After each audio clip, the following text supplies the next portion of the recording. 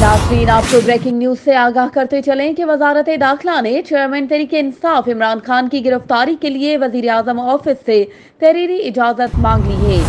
दहशतगर्दी एक्ट के तहत मुकदमे के बाद इमरान खान की गिरफ्तारी का इम्कान है और रात से ही पुलिस और कानून नाफिज करने वाले इदारों ने बनी गाला जाने वाले तमाम रास्ते बंद कर दिए हैं, जबकि पीटीआई के कारकुनान भी बड़ी तादाद में बनी गाला चौक पर मौजूद हैं।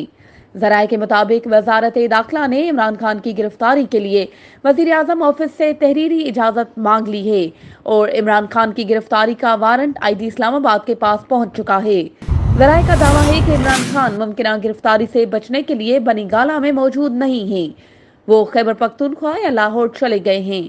दूसरी जानिब चेयरमैन पाकिस्तान तहरीक इंसाफ इमरान खान ने गिरफ्तारी से बचने के लिए इस्लामाबाद हाई कोर्ट में दरख्वास्त दायर कर दी है, जबकि चेयरमैन तहरीक इंसाफ इमरान खान की हिफाजती जमानत की दरख्वास्त पर registrar office Islamabad high court ने एतराजात आयद कर दिए हैं।